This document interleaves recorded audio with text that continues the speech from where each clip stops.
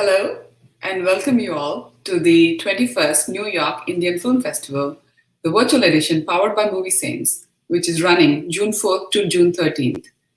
We are offering 58 films at this festival and celebrating the breadth of Indian cinema with films in 15 languages. We are also including exclusive Q&As with directors, and we have one such panel today. All our tickets are available on NYIFF, that is NYIFF.moviesaints.com. So please go ahead. You will see not only this documentary, but many other documentaries, films, shots that you can go and enjoy from the comfort of your homes. Hello again. I'm Suman Golamudi, the Executive Director for the Indo-American Arts Council, the nonprofit arts organization that is running the film festival. Today, I would like to introduce to you Dr. Vishakha Desai.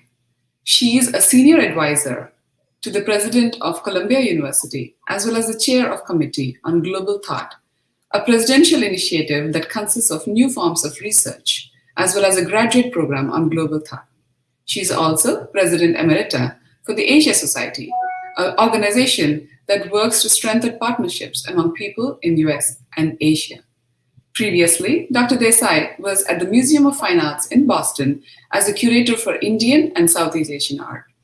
She's also involved with many organizations in the US, India, and elsewhere, including Mahindra & Mahindra, Korea University, Doris Duke Foundation, and the Guggenheim Museum. The conversation we are having today is about the documentary Ahimsa Gandhi, The Power of the Powerless. And we are delighted to have Vishakha lead the talk today. She is no stranger to Gandhian principles. Vishakha's parents were both freedom fighters and strong Gandhians. And growing up, she went to a school that was founded on Gandhi's principles of egalitarianism, equity, and ahimsa. Vishakha has also just published a new book, a memoir titled World as Family, A Journey of Multi-Rooted Belongings. It's published in the US by Columbia University Press and by Penguin Random House in India. Welcome, Vishakha. Thank you. Let me now introduce award-winning, Emmy-nominated filmmaker Ramesh Sharma, who wrote and directed this feature documentary that profiles the lasting legacy of Ahimsa Gandhi, the power of the powerless. Ramesh is winner of 6 national awards and numerous international awards. An alumnus of Concordia University, Montreal, Canada, his debut film, Rumtek, A Monastery, Wreathed in 100,000 Rainbows, won him the National Award in India and the Commonwealth Film and Television Award in Cyprus. He went on to make path-breaking feature film New Delhi Times, a political thriller which won him accolades the world over. His feature documentary, The Journalist and the Jihadi, The Murder of Daniel Pearl, is an HBO co-production and was premiered at the Tribeca Film Festival in New York and was nominated for 2 Emmys. Welcome, Ramesh. The Gandhian principle, the influence in some ways still speak to the conscience of the world as nations grapple with different problems, as societies struggle to give the marginalized and the underserved human dignity and restore fundamental human rights. Today, the film is even more relevant. We are celebrating 75 years of Indian independence, and it couldn't have been here at a better time. I'm so looking forward to this conversation. Thank you both for joining and for making time for this. Thank you, Suman, very much. And Ramesh, it is such a pleasure to meet you here, far away. I wish we could do this in person, but we will have to do that some other time. First of all, thank you for doing this amazing, timely, and a very important film. Watching the film, there were so many things that came up for me. And one of the questions that I really wanted to ask you is that, A, this is such an important topic. We all think that we know something about Ahimsa, and yet you bring up many new dimensions that actually we didn't know about. So what was the impetus for you to actually make this film at this moment? And how long had you been working on it? I must confess that I had been making a lot of documentaries over the 25 years period of my career. And most of them, when I think of it now, is to do with violence. I began with Tibetan Buddhism, with films which were on peace and spirituality. And then I went on to make films in Afghanistan. I went on to make it, as the world kind of changed, I began to make films on that. And it was when I was making the film on Daniel Pearl, the journalist and the jihadi, I realized that this is not the way the world should be. The younger generation has no role models, and we have forgotten Gandhi. More than that, in my own country, there is certainly a political change that was taking place, and there was almost a majoritarianism that was coming in to define a new kind of a narrative that was completely antithesis to what I think this country should have been.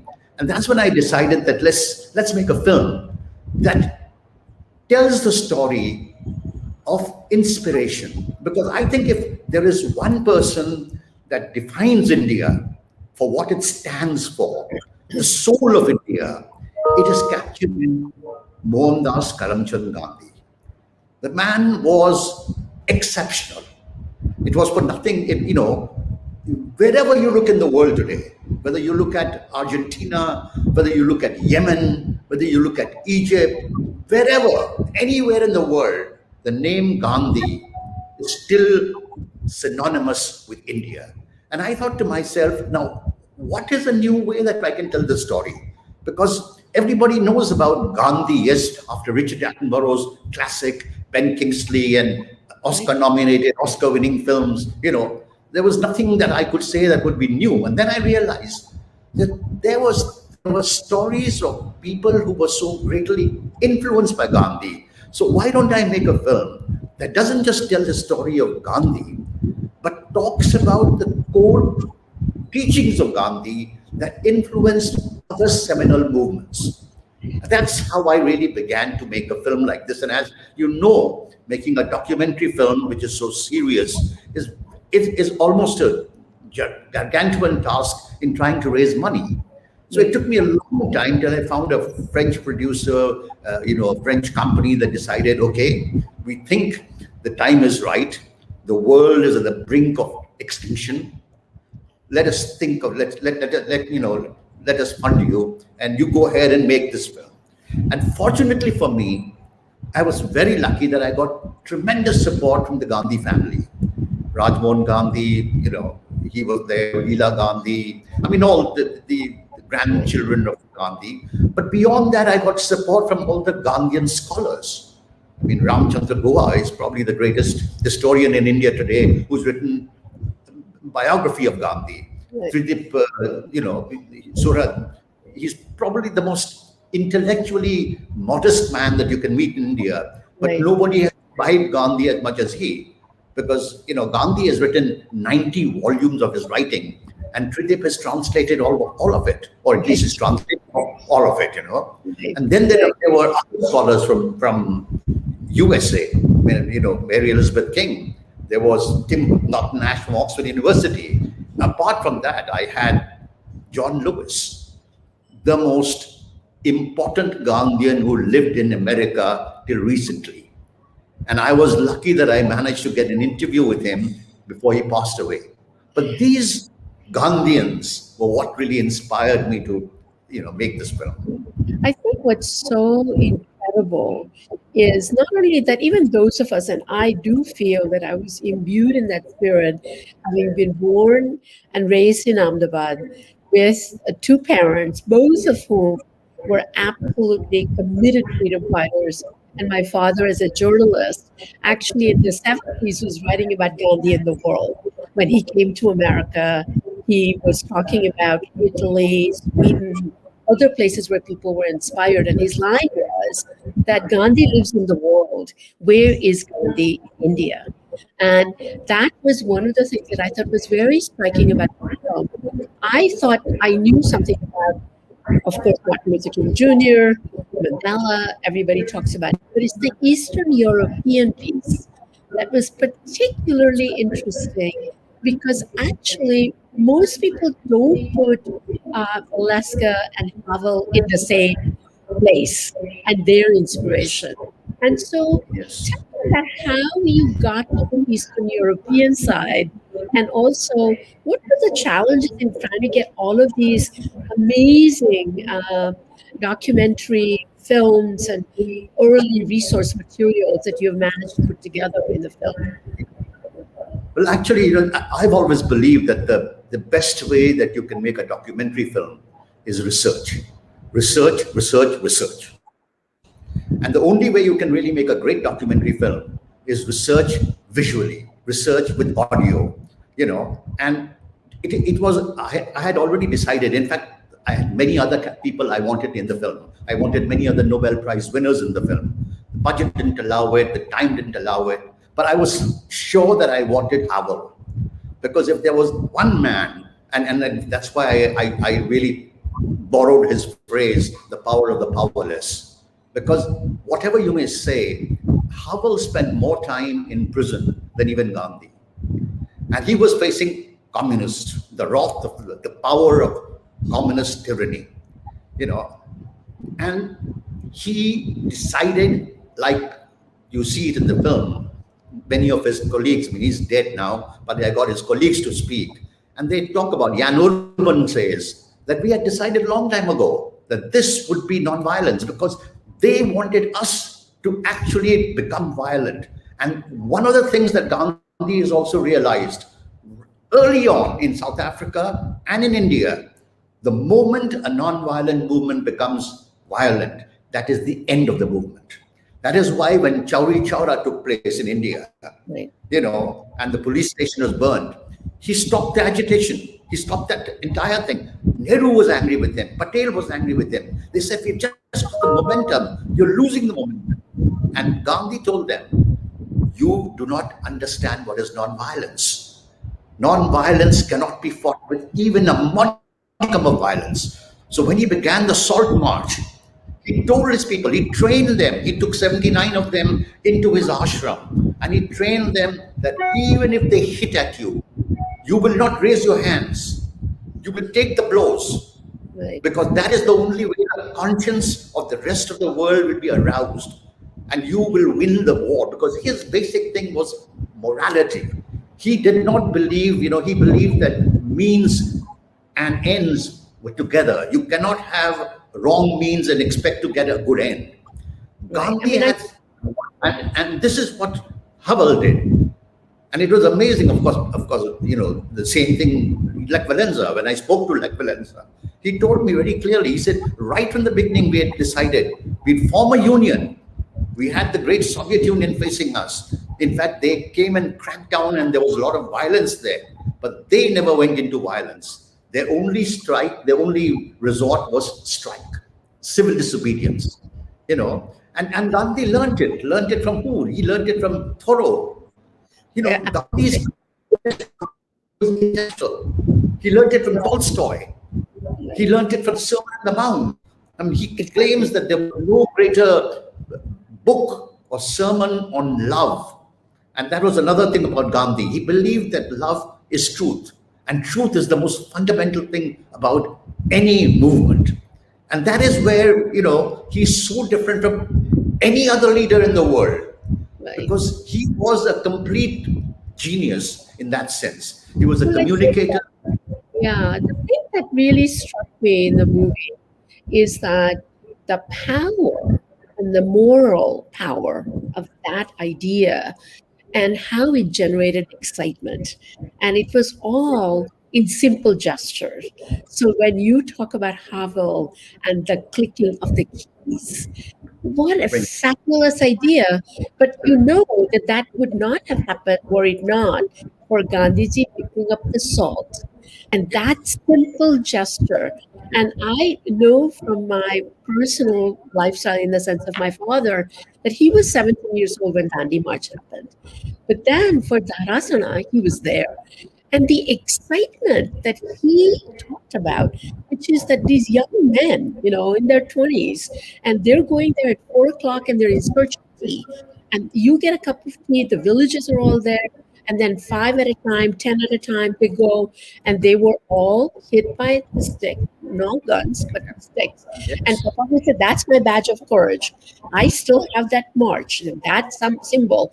So there was an excitement that was generated because that was the genius, it seemed to me, that this individual man, a leader, who actually generated so much energy with so many people. And that came up with Martin Luther King, Mandela, as well as Havel, especially Anne Valenska. So And the then question, many others. You know, exactly, the story of Gandhi is there everywhere. When you talk about a nonviolent movement, Gandhi is seen as a symbol. I mean, you, for instance, look at the Arab Spring. Now, it may have been a failure, you may say. It didn't work ultimately, but it began, and there were pictures of Gandhi there in the Arab Spring.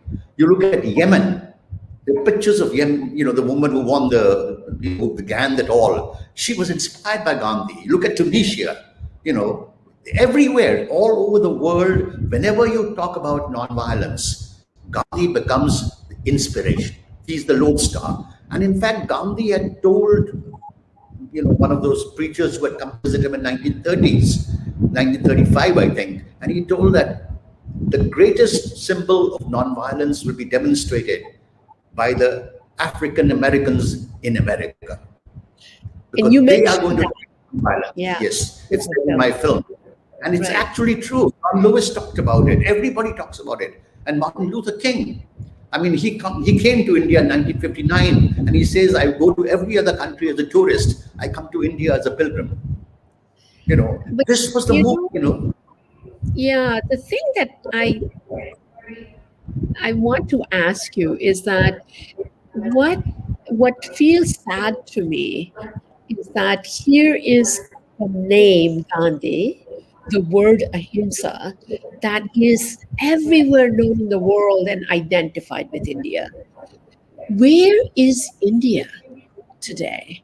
And then why have we lost that idea of the moral clarity and the kind of capaciousness of inclusiveness and the idea of respecting other people? And in the movie, you talk about how some people say, well, was ultimately Gandhi successful because what happened with partition? And you end with that actually by showing very clearly that actually you can't say that that was Gandhi's fault because what Yes. happened. So where do we go from here? What happens next? This is going to be an existential crisis, not just for India. It is an existential crisis for the world. In fact, as Martin Luther King said, the choice is not between violence and non-violence. The choice is between non-violence and non-existence. The world today is so dangerously placed because we are not just destroying ourselves physically, we are destroying ourselves morally. We're destroying the environment. We're destroying cultures. We're hating each other. This is not the way the world can survive. And Gandhi is what was great about Gandhi is he believed in exactly the principles and antithesis to this. He believed that I can be a good Hindu, but I don't want you to become a Hindu. If you're a Christian, you be a good Christian. If you're a Jain, you be a good Jain. If you're a Jew, you be a good Jew. Let's all practice our own religion. He never said that I want to proselytize, I want to convert you. No, he had respect for every religion. In fact, in Ahmedabad, if you go to the Vidyapit, the college there is a room called the Saturday Room, where every Saturday he taught Bible to all his followers because he believed there was greatness in every religious text, that the core of all religion was love thy neighbor. Do unto others as you would have them to do to you. And this was one aspect of Gandhi. The second aspect of Gandhi, and he realized it, which is why he died such a broken man. He believed that India could only survive with interfaith harmony. That without Muslims and Hindus living together, or Muslims, Hindus, Christians, we have many, many religions, Sikhs, all of them living together, this country would completely destroy itself. The third thing about him was he didn't believe in consumerism. People misunderstood his sense of simplicity. He thought that consumerism would destroy the world. And this is what's happening today. This globalization that you're seeing, the consumerism that you're seeing, is basically destroying the climate, destroying the environment. Gandhi was a precocious environmentalist, as Ram Chandra Goa says. And the other aspect of Gandhi, which is very important, is Gandhi is what I call everywhere there is dissent, you need a Gandhi. The world needs dissent. World needs to fight against injustice. Gandhi was a man who believed that injustice is the root cause of all evil. And in India, this is what we are missing. One of the talisman Gandhi uses is that he was asked by one of, I think it was one of the politicians who went to him and said, tell me, when do I know that the policy that I'm doing is the right policy? And he said, think of the poorest man in your country. If your policy can wipe the tears from his eyes, it is the right policy. Right. Now, this sense of compassion, all these aspects is what made Gandhi so strong, such a great moral leader. And he was committed to it. He was transparent. He never considered himself a Mahatma. People called him that. He was a nationalist. Yes, he loved India, but he was also a global citizen.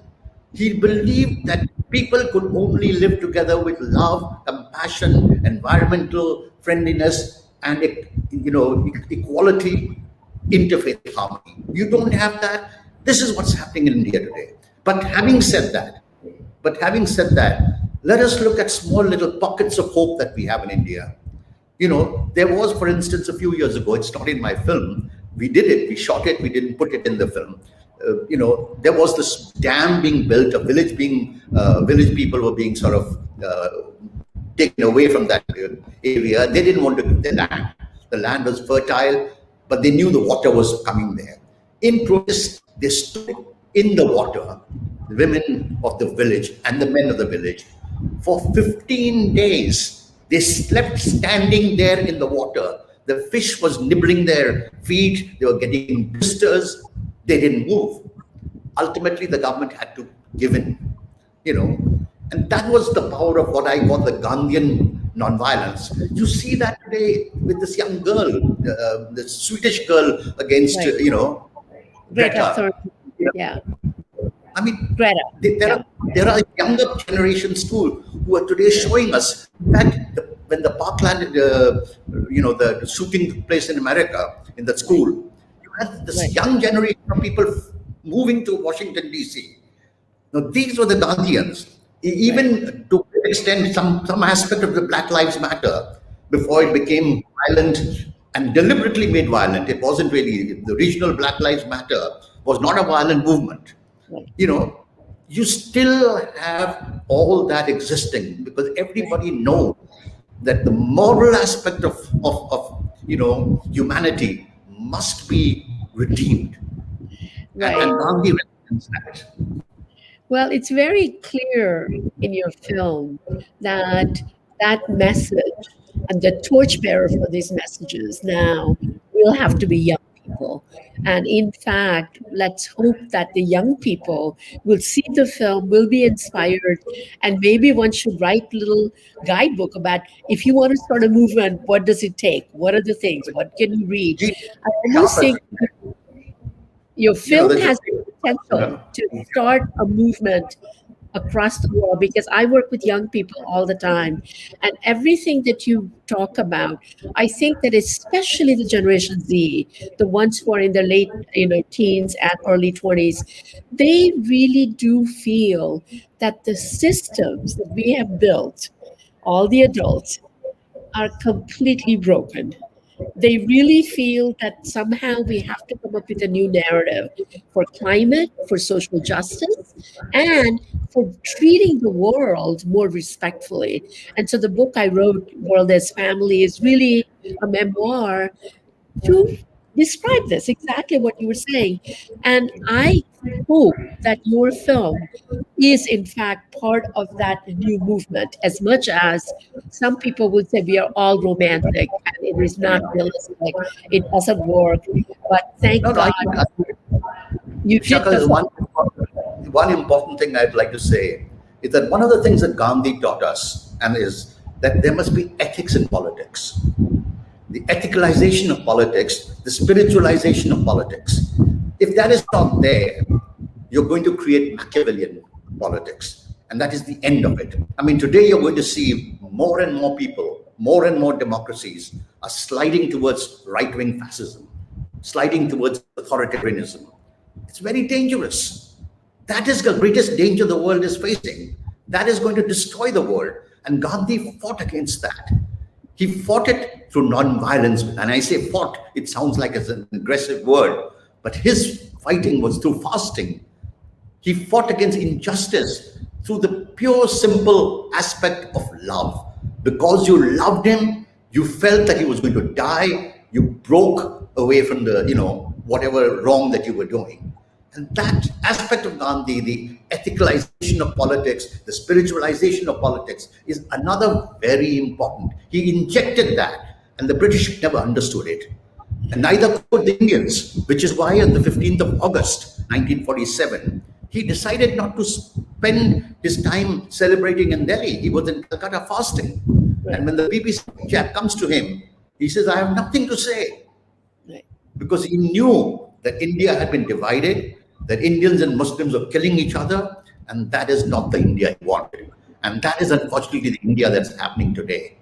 Yeah. And that is the greatest, Ramesh, last word, and we will bring this to a close, which is one hope that you have as people watch this film, and I urge everybody to watch it, think about it, and put it in action. One hope you have 2 years from now, what would that be? What somebody would say, this is what Ramesh's film did. What would it be? I would like all younger people to understand this film, to see the film. And I'd really like a movement, a Gandhian movement, a Martin Luther King movement, a Mandela movement, a Havel movement, a Dalai Lama movement, a movement of all these great preachers. One teacher is not enough. Every country must find its own Gandhi, must find its own inspiration. And I hope that they learn, as I said, that if we are to exist, we can only exist through interfaith harmony, through inclusiveness, through compassion, and through love for the planet.